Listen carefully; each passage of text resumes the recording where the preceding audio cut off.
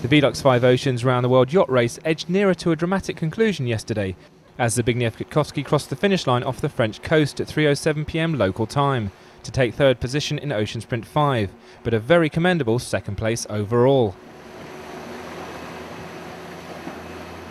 Since leaving La Rochelle on the 17th of October last year, the Pole had perhaps faced more hardship and technical problems than the rest of the fleet put together. A catalogue of issues and calamities included a badly cut head, a damaged sail, a failing keel, a destroyed bowsprit, a broken rib and an unscheduled stop for repairs in Brazil. However, through thick and thin, the man nicknamed Gutek displayed extraordinary tenacity and bravery aboard his boat Operon Racing. The skipper from Gdansk finished second in the first 3 ocean sprints, which placed him second overall in the standings behind Brad Van Loo. But after that enforced pit stop in Brazil, Gutkowski finished last on leg 4, leaving him tied for second overall with arch-rival Canadian Derek Hatfield. Heading into Ocean Sprint 5, it was a straight shootout between Gutkowski and Hatfield for second spot on the podium. But yet again, trouble came the way of Poland's top solo sailor, with Gutek suffering damage to the top of his mast. He then picked up a stray fishing net, which got caught around his keel, slowing his progress. To make matters worse, along with Hatfield, the Pole had to momentarily change course to offer assistance to fellow competitor Chris Stanmore Major, whose emergency distress beacon had been activated by accident. To cap it all, a broken keel ram brought with it some anxious hours, just days before the conclusion of the final sprint across the Atlantic. In spite of all these issues, Gutkowski ploughed on relentlessly, holding off Hatfield's challenge to finish the Velux 5 Oceans in second place. It was only 18 hours after the Pole completed his global adventure that France's warm blue skies greeted Gutkowski's fierce rival, Derek Hatfield. The man from Mahone Bay crossed the finish line at 9:07 a.m. this morning, signalling a successful end to his third attempt at sailing solo around the world. The Canadian had shown dogged determination throughout the last 8 months of intense competition to clinch third place on the podium and fourth in Ocean Sprint 5. Like his Polish adversary, Hatfield had his fair share of dramas during his single-handed circumnavigation of the planet. In the opening sprint to Cape Town, the 58-year-old effectively went through the doldrums twice, which left him mentally and physically drained. On his way to Wellington during Ocean Sprint 2, Hatfield ran dangerously low on water and food supplies. Having successfully rounded the infamous Cape Horn in leg 3, he experienced major problems with his navigation instruments on his way up the Atlantic to Punta del Este in Uruguay. In Ocean Sprint 4, the journey to Charleston started with a suspected keel problem and a possible detour to Brazil for repairs. Fortunately for Hatfield, the keel issue failed to materialise, and the former policeman finished leg 4 in a strong second place, which set him up for that final showdown with Gutkowski across the Atlantic.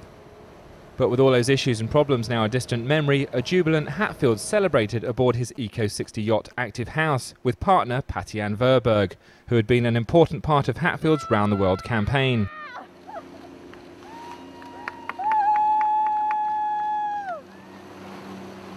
So after what had been a race filled with the most intense competition, Zbigniew Gutkowski and Derek Hatfield guided their boats into port for the final time, to the applause and cheers of the assembled well-wishers. Accompanying Gutek back onto dry land aboard his boat Operon Racing were his wife Eliza and daughter Susanna. And it wasn't long before the champagne corks were popping, heralding the success of the two skippers, marking a close to the 2010-2011 edition of the Velux 5 Oceans. Derek Hatfield maintains his position as Canada's most distinguished solo sailor, while Gutkowski becomes the first Pole to ever race solo around the world. It was an emotional Gutek who stepped onto French soil for the first time in over 8 months. Honestly, I have to thank someone there. He helped me so much. I'm really happy to be here, but I will remember my troubles during the race. It was too much. When I will start again in the same competition, something like that, please never again the same level of the troubles, because they're making a lot of stressful time for me. But I'm really happy. I'm here. That's amazing. Okay. You know what? If someone give me the second position just before the start, I take in the black tie. You know, it is like a miracle for me. Everyone knows my boat is the slowest in the fleet, so second position is a perfect position. It's amazing. I don't know. I have to right now get used to the normal civil life because I forgot that I spent the 7 months at the Velux 5 Oceans. So I don't know. Maybe I have to go to the special doctor. They check my mind. Maybe something is wrong. Congratulations. Thank you very much. Good to see you, man. Good to be here. Well, it is. It's a fantastic feeling. You know, 2 years in the preparation, long gestation period of getting ready, and then 8 months spread over. You know, I haven't counted the miles yet, but it's got to be close to 30,000 miles, and it's just an amazing thing. Of course, you never know until you get here, until you're going to be able to finish this, because, you know, I've done previous race around the world what I didn't finish, and it was devastating. So you can imagine how it feels now getting here, finishing it off, getting a podium finish overall, and so I feel just stuffed.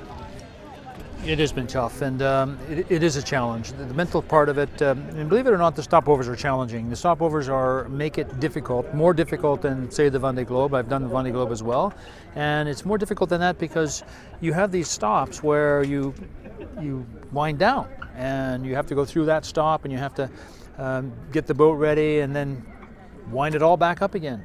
So it's 5 major races back to back, and that's why it is the ultimate solo challenge. What was that? So after 5 grueling ocean sprints and over 30,000 miles of hard racing, there was one last photo opportunity for the 4 skippers from 4 different nations.